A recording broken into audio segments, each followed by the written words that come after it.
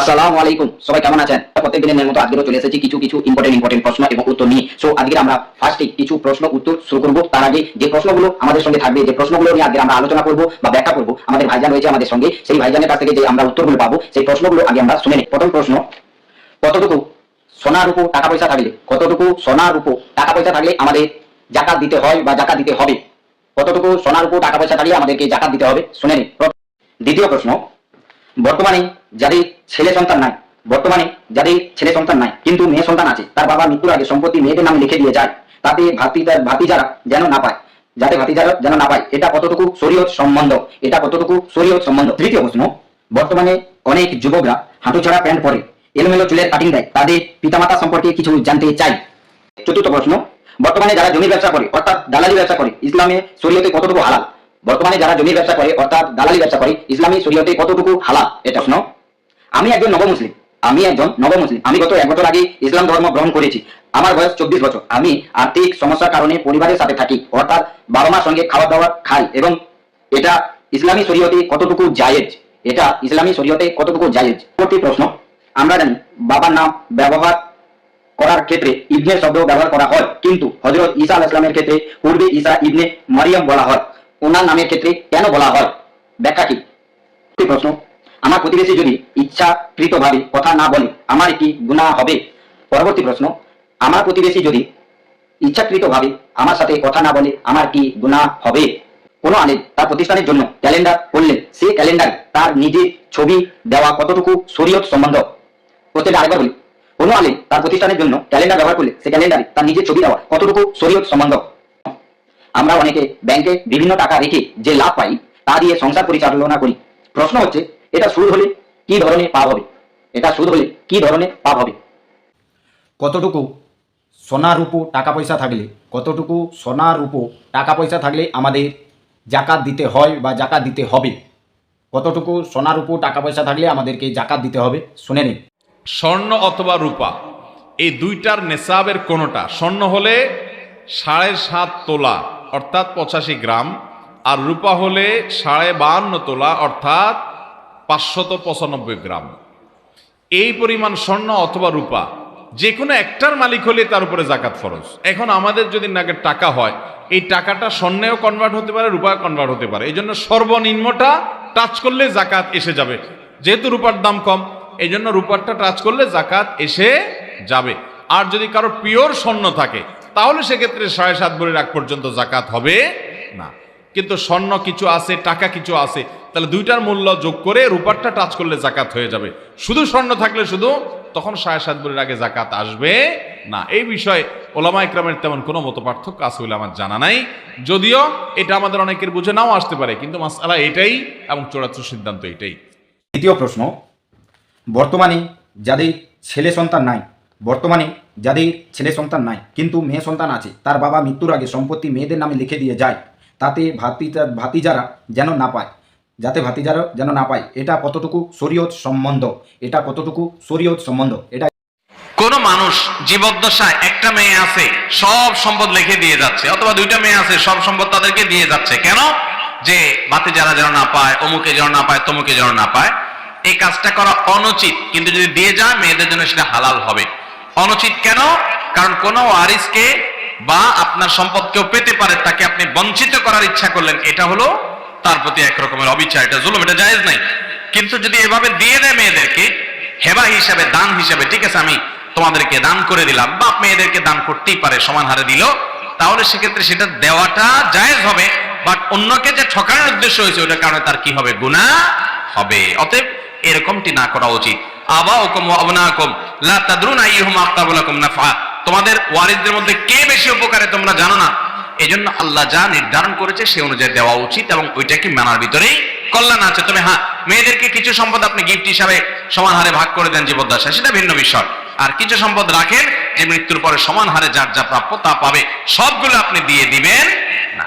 আল্লাহ রাব্বুল আলামিন আমাদেরকে আমল করা এবং বুঝার তৌফিক দান করুন। জাযাকুমুল্লাহ খায়র। বর্তমানে অনেক যুবকরা হাঁটুছাড়া প্যান্ট পরে এলোমেলো চুলের কাটিং দেয়, তাদের পিতামাতা সম্পর্কে কিছু জানতে চাই।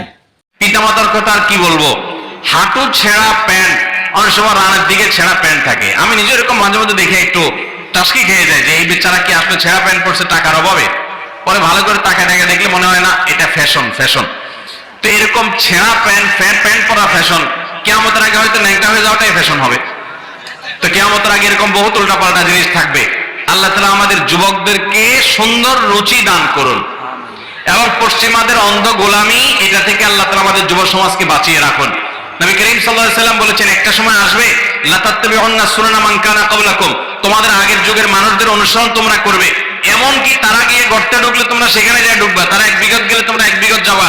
সাহাবীরা বলেছেন, ইয়া রাসূলুল্লাহ, ইহুদি খ্রিস্টানদের কথা বলছেন? তিনি বলছেন, তারা ছাড়া কাদের কথা? তাদের কথাই বলছি। অর্থাৎ তারা যা করবে তোমরা অন্ধের মতো চেষ্টা করবা, বুঝে আসুক বা না আসুক। আপনার প্যান্টটা ছেঁড়া, এটা কিসের ফ্যাশন ভাই? কিন্তু আপনি সেটাই করতেছেন। কাদের অনুসরণ করে করতেছেন? ওই যে ইহুদি খ্রিস্টানদের অনুসরণ করে।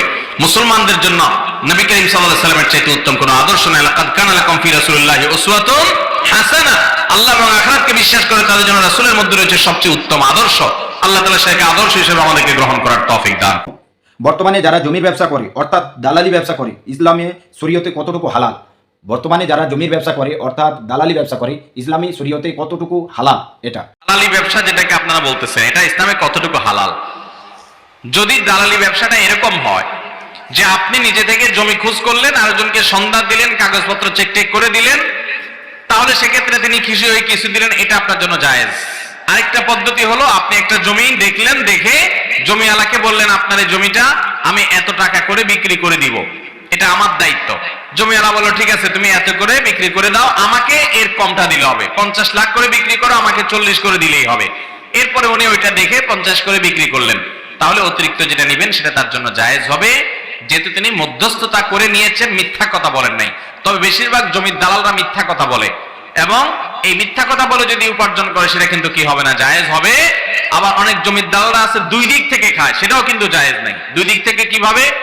যিনি ক্রেতা তাকে বলে, ভাই এটা আপনার জন্য আমি নিয়ে দিচ্ছি, আমি নিতে 50 লাখ দিয়ে নেব, আমাকে আপনি 5 লাখ করে বাড়াই দিয়েন, আমি লাভ যেহেতু করবো না, তো তার কাছ থেকে 5 লাখ খায়। এদিকে জমিওয়ালারা বলে কি, যে আমি এটা 40 লাখ করে বিক্রি করব, 50 লাখ করে বিক্রি করবো, আপনি 40 পাবেন, আমাকে 10 লাভ দিবেন। তো দুই দিক থেকে লাভ খায়, এটা কি হবে না, জায়েজ হবে না।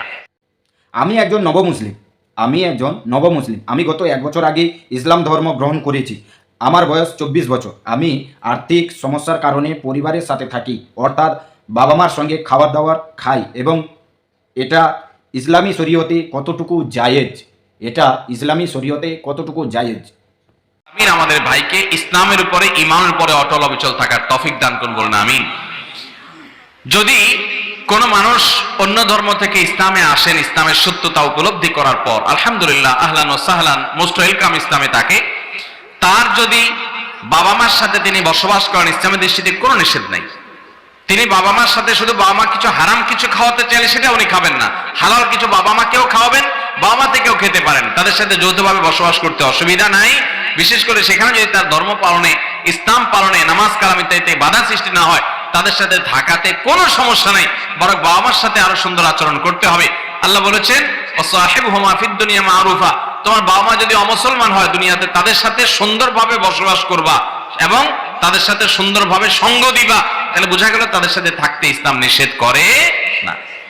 আমরা জানি বাবার নাম ব্যবহার করার ক্ষেত্রে ইবনে শব্দ ব্যবহার করা হয়, কিন্তু হজরত ঈসা আলাইহিস সালামের ক্ষেত্রে পূর্বে ঈসা ইবনে মারিয়াম বলা হয়।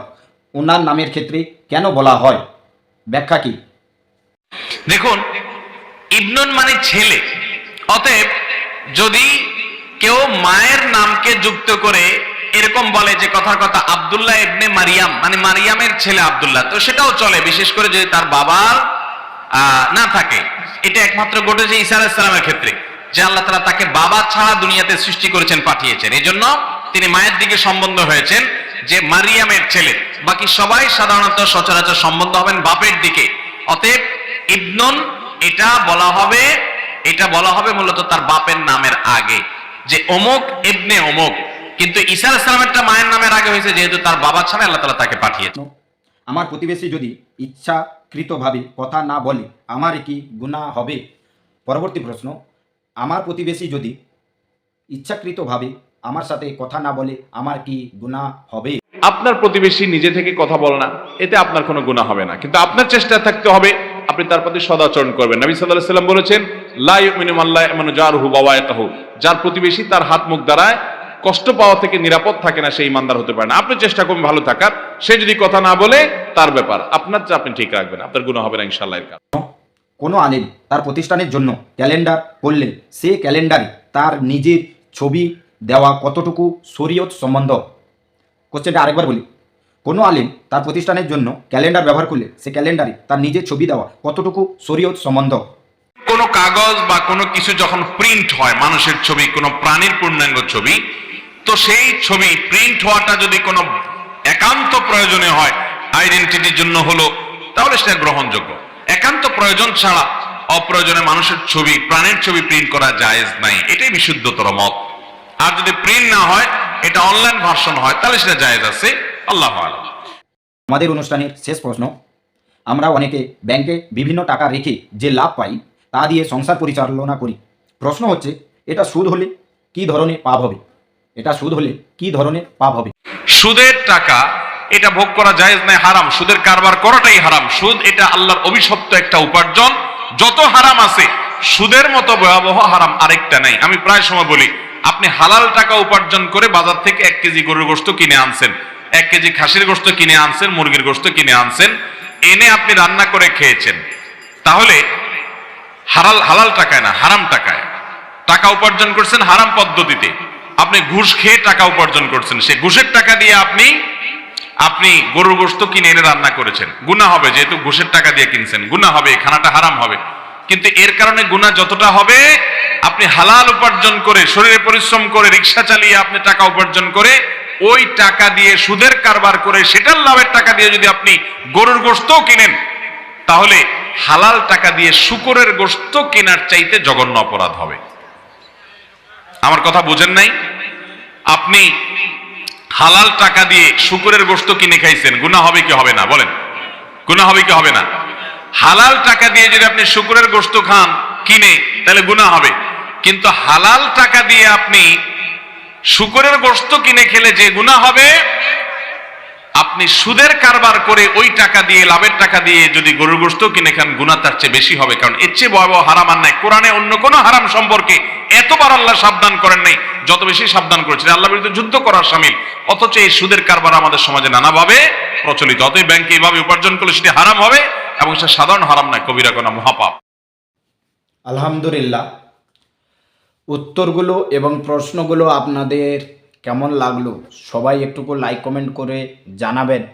আর যারা আমাদের চ্যানেলে নতুন দেখছেন বা এসেছেন, সবাইকে অভিনন্দন, ভালোবাসা। যারা নতুন এসেছেন তাদেরকে উদ্দেশ্য করে বলছি, আপনারা চ্যানেলটি সাবস্ক্রাইব করে দিন। সাবস্ক্রাইব করে পাশে থাকা বেল আইকনটি অন করে দিন, যাতে আমাদের নিত্য নতুন ভিডিও সবার আগে আপনাদের কাছে পৌঁছে যায়।